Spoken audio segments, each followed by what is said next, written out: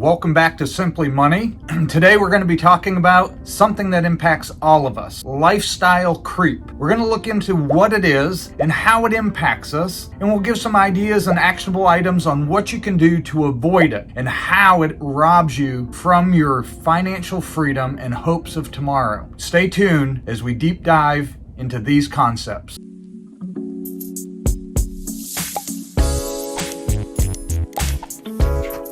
So first, let's better understand what is lifestyle creep. Again, this is something that impacts all of us. None of us are immune to this. Lifestyle creep is basically when you get a pay raise, you increase your cost of living by the same amount. So we continue to live paycheck to paycheck no matter how much we were making. That is why more than 50% of Americans have less than $1,000 available in the case of an emergency. Because every time they increase their income, they increase their lifestyle. Let's use Alex as an example. A young man who had a nice job. He was living paycheck to paycheck. Things were very tight. He got a nice promotion, which came with a significant pay raise. But instead of taking that pay raise to pay down his debt and reduce his cost of living, he actually went and he bought a new car, moved into a nicer apartment, and his lifestyle crept with his income. So instead of finding the freedom and the enjoyment of that new found income stream, he now is still in the same place he was before, just driving a nicer car and living in a nicer house, but still stressed payday to payday. This is something that impacts us all. I know I've dealt with it in my life. There have been times when I've received a significant pay and I wanted to find a better home for my family or drive a nicer car for myself. Thankfully, with a supporting spouse and a family, I've been able to make great strides in my financial freedom. And I hope to provide you some insights and some encouragement on things you can do with your financial gains to avoid lifestyle creep. Now, I'm not here to tell you should never enjoy promotions. You should never enjoy financial increase and do things for yourself. We're going to find a balance between the YOLO, you only live once, and preparing for the future. And we'll find some actionable items we can take to find that nice balance. So continue on as we look into what are some of these steps. Now, the second thing we want to look at is what are the benefits of avoiding lifestyle creep. Let's take Susan for an example, a young lady who received a significant bonus at her job. So instead of taking that bonus and taking a luxury vacation, she chose to pay down some of her debt. In doing so, she reduced her current cost of living. So now she was able to invest more into her future, which also included a portion of that savings going toward ongoing vacations. So instead of having the funds for a one-time vacation and coming back and continuing to have that high standard of living with all that debt, she was able to remove the debt. Then she was able to make a game plan for the future, investing a portion toward her financial independence and a portion toward enjoying life and building experiences today. So it did not only buy her one luxury vacation, it bought her ongoing experiences that she could enjoy as part of her investment strategy, building ongoing experiences that she could enjoy.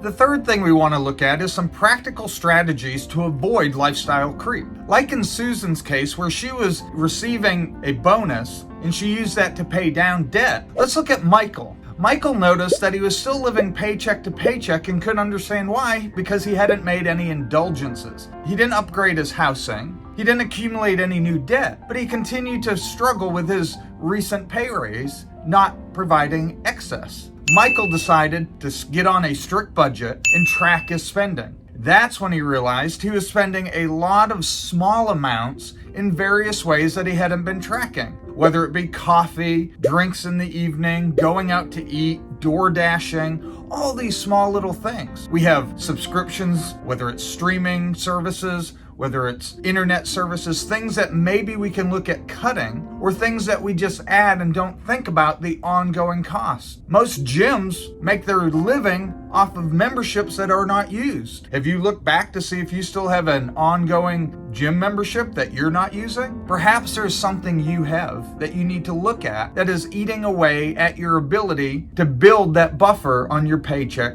from week to week. It can be simply getting on that budget, tracking what you're spending, and finding where those excesses are going. That's the first key in the strategy. You have to get on the budget. You have to know where your money is going and how much of it is being used in areas you really don't want it to be. Is that cup of coffee, are those drinks after work keeping you from doing the things you want to do and experience the things you want to experience? Perhaps they're keeping you from the saving of the $1,000 for your emergency fund. Perhaps they're keeping you from saving toward bigger experiences of a vacation you want to take. And you never seem to be able to get ahead because those little expenditures continue to add up and keep you living paycheck to paycheck. It's simple. By taking your income, earmarking where everything should be going, and making sure that you are controlling where your money's going and tracking it. Then you can make a game plan on where to invest and where to put money for your future experiences, whether it's vacations, saving for a home, building an emergency fund, or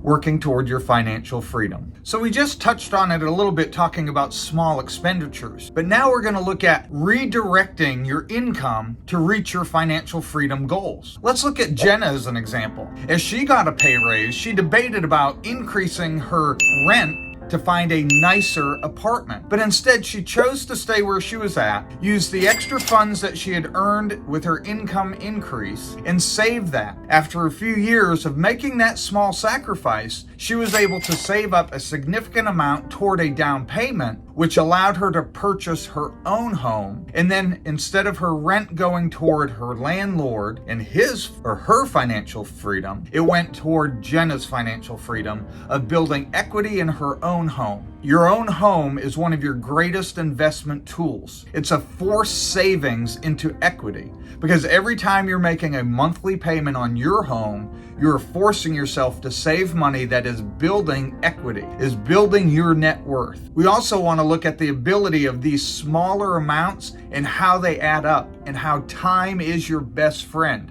And we're going to do that in another video that I have coming up on how long it takes to reach $1 million at various levels of savings rates. Keep an eye out for that video, it's coming soon. Let's look now at the long-term impact of avoiding lifestyle creep. We're going to look at Mark as an example. Mark is somebody at an early age who decided to keep his spending in check. And when he received pay raises, he earmarked that money toward his financial freedom and his future. By his mid-40s, he was able to reduce his work schedule to part-time, and the flexibility it gave him in the lifestyle was well worth the sacrifices he had made by avoiding lifestyle creep. Again, it doesn't mean you have to put all of your increases toward your future. Pay off debt, build savings, build money toward ongoing experiences, whether they be vacations or time with family, things that bring long-term investment. Buying a car is a depreciable asset. Having an experience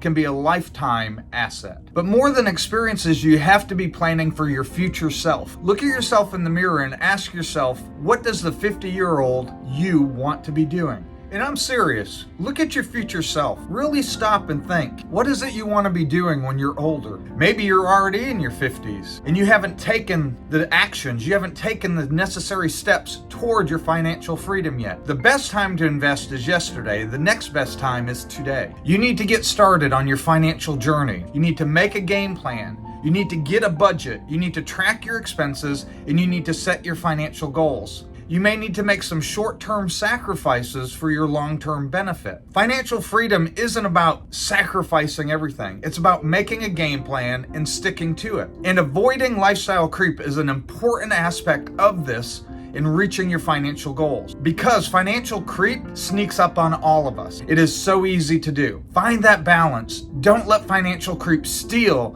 your opportunity to find your financial freedom. If you found this video helpful, please hit the subscribe button or the like button. Don't forget to hit the bell to be notified when upcoming videos will be launched. I look forward to continuing to provide you insights and encouragement. Many of the things I say may not be new to you, but sometimes we just need someone on our team encouraging us. Send me a comment. What are some of the things you want to hear about? What are some things you need encouragement with? We're on this journey together toward financial freedom and cutting loose from the strains of the bondage of the financial straps of debt that we've placed on ourselves. Again, thanks for joining me. I look forward to seeing you on the next video.